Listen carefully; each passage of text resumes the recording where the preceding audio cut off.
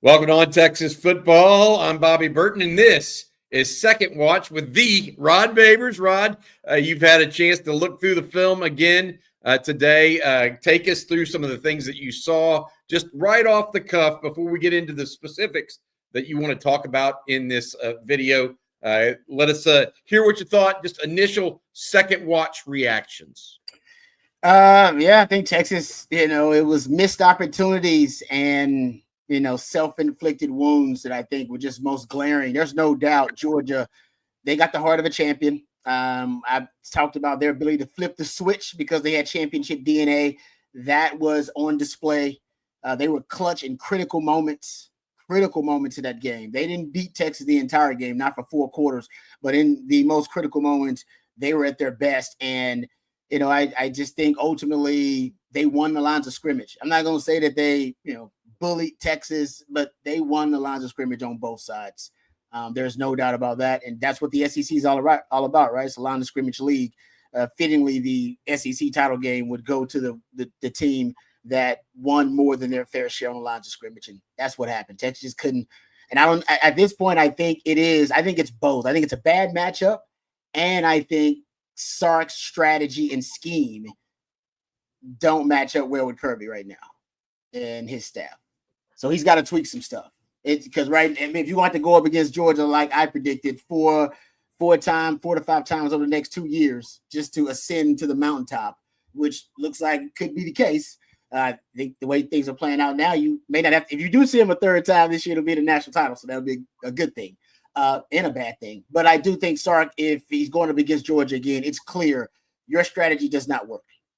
Your strategy is not working. And I saw some things that I thought worked really well, and we'll get into that. But ultimately, it's not a winning formula just yet against Kirby, and he's got to figure that out. And I don't know if it's nerves when they go up against Georgia, or if it's just Georgia's level of athletes, which is different than everybody. Everybody talks about Texas level of athletes, and they are, but they've been stockpiling for about 5-6 years at the level that Texas is just right now for the last couple of years. So there are guys that are backups, other backups that we don't even know that can go in there and make plays that blue chip players can make. And I think a lot of the holding calls, a lot of Texas, missing tackles, that's just simply a level of competition that it's Georgia and it ain't Florida or Kentucky or A&M. Ain't nothing wrong with those programs. Those are damn good programs, but they ain't Georgia. And it's a different level of athlete. And I think those margins, they shrink considerably when you go up against a team like that. That missed tackle here and there, it's glaring. Or a guy, prematurely celebrating instead of going down to get a block. It's those little things. They're small things. They are. And you can't say one thing particularly cost you the game, but that's how you topple a Georgia is you stay focused consistently on every down. And Texas can do it. I think you're right. It's also about missed opportunities, correct? I mean, Yep. 2 missed field goals, had the ball inside the red zone and near the end of regulation, couldn't punch it in. It is what it is. A tough loss, in my opinion. But let's kind of delve a little deeper into it today with our discussion here on the Second Watch with Rod Babers. Before we do that, Rod, I do want to say thank you to our sponsor, and it is a former Texas Longhorn that is doing that for us, and that is Brett Robin. Dr. Brett Robin is a new sponsor for On Texas Football. He's of the Austin Orthopedic Institute. Dr. Robin, a former Longhorn running back, knows what it takes to stay in the game, and he's here for athletes of all ages, specializing in musculoskeletal health. Dr. Robin treats joint pain and injuries with a conservative approach first, but also offers advanced surgical options, including arthroscopic procedures, fracture management, and total joint replacements. With convenient offices in Austin, Georgetown, and Killeen, Dr. Robin is accepting new patients now. If you're looking for a top-notch orthopedic specialist, give Dr. Robin a call, 512-856-1000. That's 512-856-1000, and get back to your active lifestyle and doing what you love. If you're looking to try to wait until the new year to do it, get an appointment on the books now. Again, 512-856-1000. All right, Rod, you had 3 things that you wanted to talk about specifically with us today on your Second Watch. The first, a lack of tendency breakers by Texas. I think you specifically were talking more about offense than defense here. What did you mean by lack of tendency breakers? I think it may be self-evident, but I want to get a little bit more detail from you. Yeah, and you're right. I mean, I don't know if the defense needed to change much considering their performance in the first matchup. Offensively, we all agree Texas needed to step up schematically, strategically, much like they did in the second half of that first matchup. And I always say to win big games, you have to break tendency. There's so much preparation, especially, a season's worth of sample size. There are guys, they got, I don't know, 12, 13 Rod B's just sitting in a room. And that's all they do. They're not even coaches. They're not really supports that. They're just sitting in the room looking at trends and tendencies, and they're trying to figure out exactly what the patterns are they can take advantage of. And that's why it's important to use that information against them this late in the season. If you do know what you should know what your own, through self-scouting, your own tendencies are, and you should be able to break those at this point, knowing that, hey, this down, this distance, this situation, this formation, a really good, well-coached Georgia team should be looking for these things. And then you use that information against them. And I didn't see enough of that, in my opinion. I saw some. I mean, there's no doubt the fourth down calls, direct snap through the legs. That's chef's kiss. All right, that's that's typical Sark. Brilliant offensive play strategy. That was great. Everybody thinking about Arch. Everybody looking at Arch. Oh, sleight of hand. Hey, we're going elsewhere. Like that's what you're talking about. That's a tendency breaker, right? Arch goes in there. It's usually short yardage. All right, short yardage. All right, let's see what we can do. And then he breaks the tendency. That's what I'm talking about. And didn't see enough of that. I saw there was a 31 personnel they used early on in the game. I thought that was pretty cool coming out, and then had, Jaden Blue in motion. But I just didn't see enough of those. And I track these things. You guys know that. And I'm sure that maybe there were some, other places, maybe some detailed ones. But for the most part, a guy who tracks conceptual signatures from Sark, I expected more tendency breakers. I expected more kind of unorthodox methods, and I didn't see them in this game. And that's a little disappointing. I think he came in with the belief that if they just if they figured out what their identity is and they stick to their identity and execute it against Georgia, that it'll work. And ultimately it did not. I tell you what, one of them went for naught too. I mean, they had Cam Williams on a tackle over assignment outside of Trevor Gooseby on one, but that's one of the plays where Cam Williams got called for holding and took a 4-yard run back. And at some point in that game, Rod, the offensive line did not get it going once Georgia decided they were going to put 7 in the box. Texas actually going back through it and watching it, Texas ran fairly successfully against 6 in the box. Mm-hmm. When Georgia put 7 in the box, there was nowhere to go for Trey Wisner and the Texas running game. When you talk about tendency breakers, is that specific play calls, schemes, or is it just anything, any which way that they can be different than what they've shown previously? It can be a number of different things. It can be strategy. It can be scheme. I saw a couple of plays where they put DeAndre Moore in the backfield, right? They've done that a few times, but not a lot. So it can be just things that you haven't really gone to, or maybe you've gone to very little. It could just be something, like I said, totally against the grain that you haven't done, whether you're talking about a formation or whether you're talking about even your play calling strategy, right? Depending on how run heavy you are, or how aggressive you are, you're taking shots downfield. And I thought early on, actually, if you look at what Texas do, you're talking about them running the football. I thought Sark was a little stubborn about trying to stay balanced with the run game. You were making some plays in the passing game. Now, it was a roll of the dice because ultimately, I mean, you have to deal with the pass rush, and you weren't necessarily sound in pass protection every time. But still, there were some plays to be made downfield. We saw that in the first half of the game with Quinn Ewers. And I thought some of those things, and we'll get to it, probably should have went back to some of those things originally. And I don't know if we saw enough of that in the second half, but plays were limited because also they control the ball, time possession. So that was a very different game that you were playing in the first half compared to the second half too. The second thing you wrote and you wanted to speak about, you thought Sark could have stayed with more extreme success concepts that were successful. Briefly, what do you mean by that? The more extreme concepts that were successful. What were some that were successful in your opinion that were extreme? Yeah, I just think, getting back to kind of the tendency breakers, right, to kind of tie it to that conversation. I know a lot of Longhorn fans feel this way, but, I still think Quinn Ewers is your starting quarterback. But the Arch Manning package, there's no doubt it should have been expanded. There's no question it should have been more than, what was it, 2 plays? What were we talking about? 2 plays? There's no question it should have been 7 plays. Even I remember, I think I asked Coach Shipley, we had a question on the winning drive about it's going to be over under 10, and he was like, over. Confidently, it'll be over. Well, because if you look at Georgia, they've had struggles stopping the +1 in the running game, which is a quarterback that can move, a dual threat quarterback. So I'm not saying that it should have been the bulk of the game plan or anything, but it definitely should have been something that you use out of situational usage, just like short yardage or even red zone. So that was obvious, because whether you're talking about Jackson Dart, you're talking about Jalen Milroe, or you're talking about Haynes King, they struggle. All Georgia fans were saying it too, like, oh man, yeah, Arch is going to play a lot because we've struggled versus the +1 in the running game. By the way, everybody does.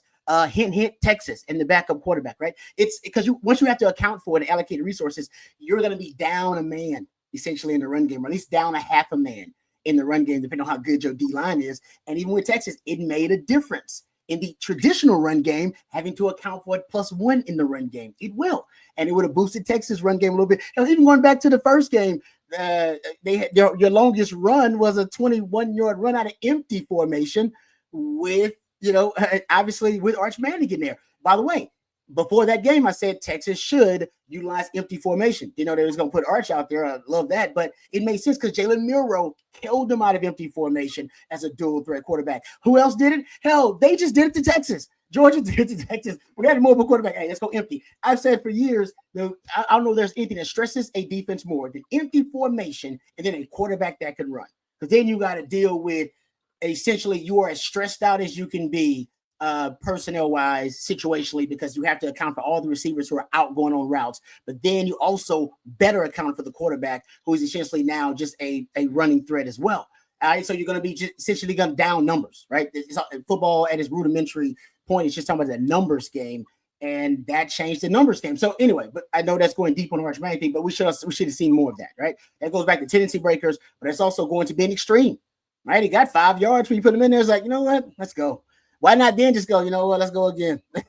Let's go again to see, you know what. And you probably should have had some more, plays ready for it. Maybe they didn't. Maybe there was no expansion of the package ready other than short yardage. But that was a little disappointing. Something else, and I said this before the first matchup too, because Mississippi State had success with it. So did Alabama have success with it versus Georgia. Targets to motion. People have heard me obsess about this before, right? It's a target to a player who was in motion prior to the snap at the time of the snap.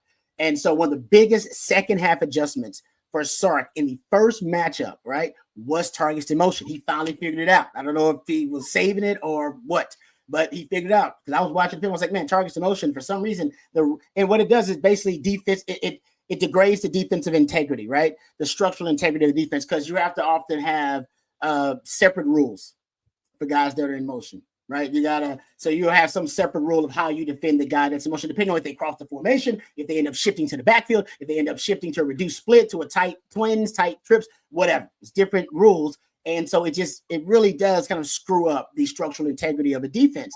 And for Georgia, it does, because Georgia can be really rigid at times about the responsibility of players. And you bring in a motion guy, and it totally could change everything. It'll force them to have to be a little less aggressive in terms of how they're going to play you. So that was the case. And in the first matchup, the biggest adjustment to me was targets to motion. They were 5 of 5 on targets to motion in that second half versus Georgia. And one of them was the original touchdown to Bond. You had a 25-yarder, I think, to Golden thrown in there too. It was just a really successful concept. So in this game, Sark came in with it. All right, first half. Most targets to motion that I can remember in the first half or in maybe in a game period. So he was really aggressive about it. He was an extremist. He was like, it works, so to hell with it. I'm not going to sprinkle it in. It's not going to be complimentary. I'm going to be bullish about this concept. That's what I want to see more from Sark. If it works, hell, make them choke on it. Keep running it till they can stop it.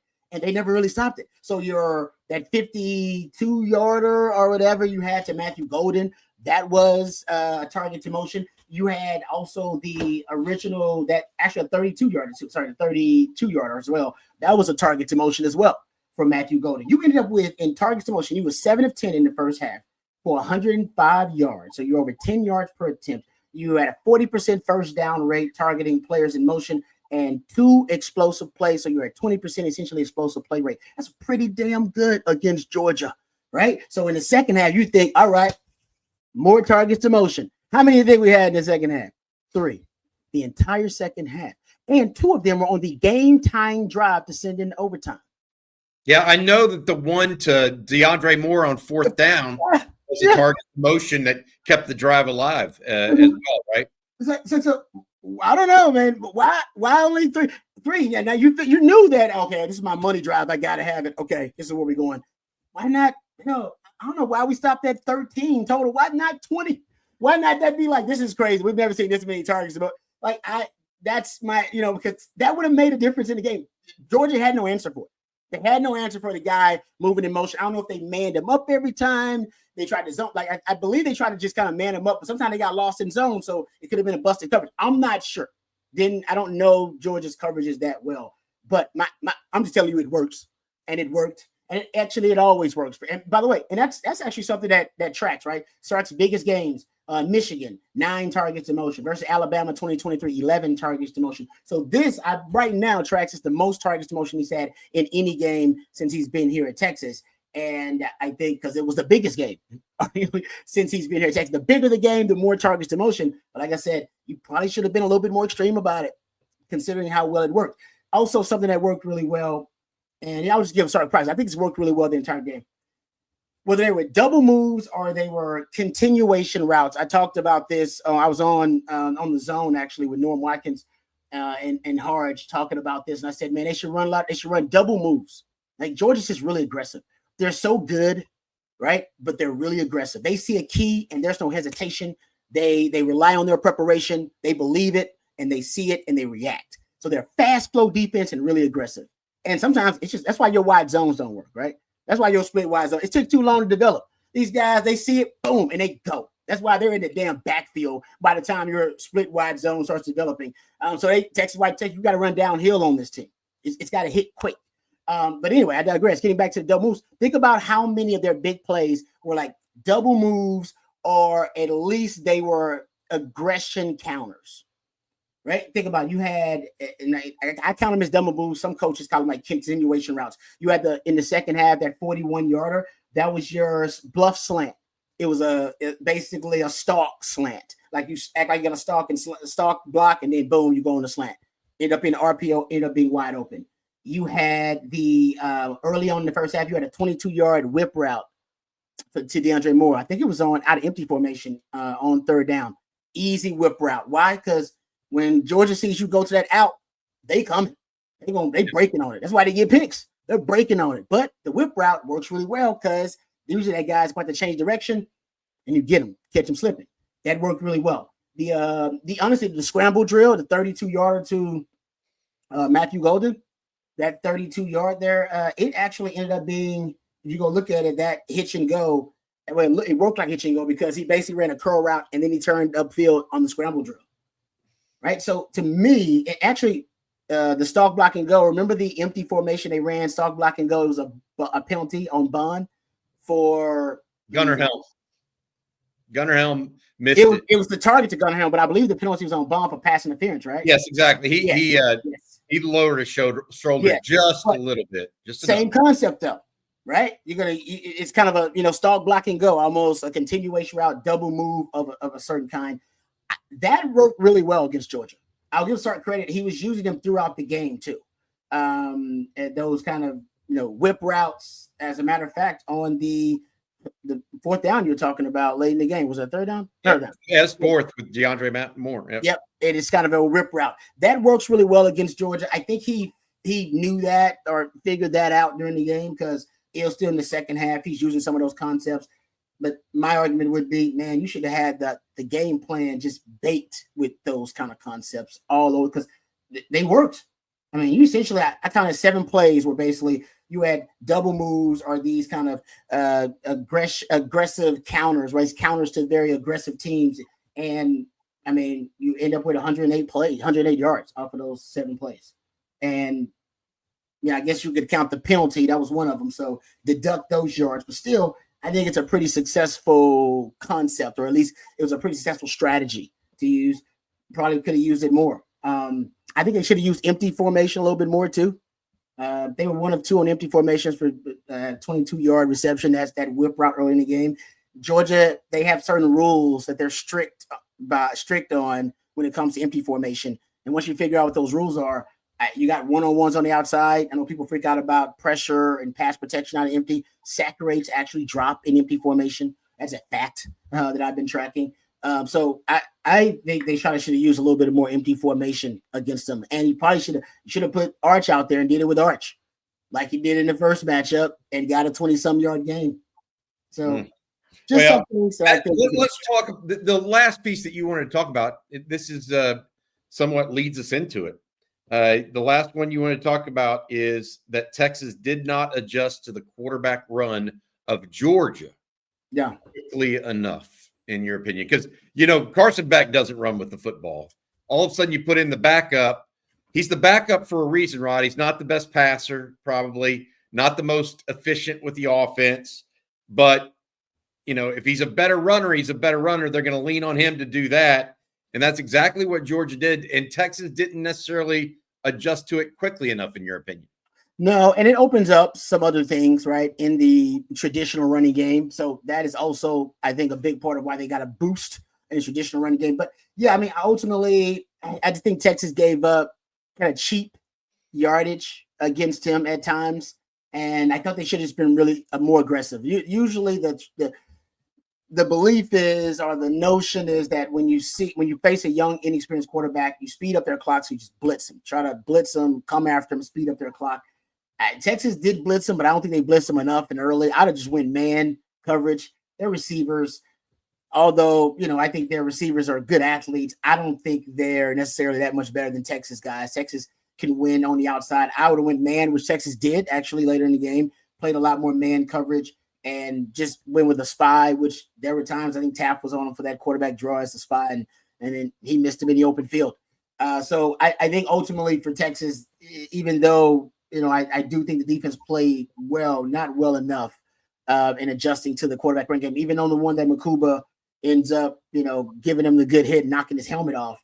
I mean, he gained 8 yards on that run? It's still he rushed for 4 first downs. And it was most of the time. I think 2 of those were easily out of empty formation. I can remember. I think they. And when they went empty, it was pretty much a quarterback draw. It was pretty much a quarterback draw, and that when that Makuba played, that's what they really think to myself. They got to know it's a quarterback draw, and they still had nobody really assigned to the quarterback on that play. But that's what empty formation does to you. Like I said, empty formation stresses you to the point where you can't afford. You're like, no, I can't afford, because either it's going to be a mismatch here. I can't afford to just have a guy on the quarterback, because what if the quarterback just sits in the pocket and I'm wasting a defender on the quarterback instead of a guy in coverage that can defend the actual red zone. It presents all types of problems, and I think it did for Texas. But I think ultimately it was Texas, basically being, for one of the first times we've seen all season, is Texas being basically pushed back in the run game. I mean, they made some plays, man. They ran downhill on Texas. Looked like there was some inside zone runs that Trevor Etienne would, weird angles. He's so talented that the angle would start inside and then he would pop it outside. He's talented too. That also worries me too. Texas plays a good running back. I'm talking about a really good running back. We talked about that with Florida, had good running backs. Talk about that with Arkansas, had good running backs. Maybe Cam Scatabo in the second round. Yeah, right. Doesn't it seem like a good running back has had some success versus the Texas defense? And Trevor Etienne's an NFL running back. There's no doubt. And we saw that. Hell, I think Trevor Etienne and what was his name? Nate Frazier, the young man. Yep. They average almost 6 yards a carry together. It was at 5.8, somewhere around there. Yeah, they found something that worked, particularly in the second half, and I do think it was predicated on the running quarterback being a thing that was kind of held in check a little bit. I do believe that it kind of it caused the linebackers to pause just a few seconds. All right, Rod, I'm looking at this. The Longhorns overall, I tell you what, missed opportunities is the name of the game, though. Even with everything you've talked about here, Texas still had a chance to win this game. If Texas were to play them again, we'll see if they adjust, as you're talking about here, to whether it's QB run, if that's a possibility. Obviously, Carson Beck probably will have to be the starter if you think Georgia's actually going to get into the finals of the college football playoffs, but also the run concepts, the tendency breakers. Texas has to do something next time a little bit more. Georgia clearly win that one. All right. Hey, one last thank you to our friend Brett Robin. Dr. Brett Robin is at the Austin Orthopedic Institute. The former running back knows what it takes to stay in the game, and he's here for athletes of all ages, specializing in musculoskeletal health. Dr. Robin treats joint pain and injuries with a conservative approach first, but also offers advanced surgical options, including arthroscopic procedures, fracture management, and total joint replacements. With convenient offices across Austin, the Hill Country, Georgetown, Killeen. Dr. Robin is accepting new patients now. If you're looking for a top-notch orthopedic specialist, give Dr. Robin a call, 512-856-1000, and get back to your active lifestyle and doing what you love. Again, 512-856-1000. All right, Rod, we'll talk to you again soon. Thank you so much for being the fountain of knowledge that you are here on the Second Watch with Rod Babers. For Rod, as well as Dr. Brett Robin, our sponsor, I'm Bobby Burton. Hook 'em.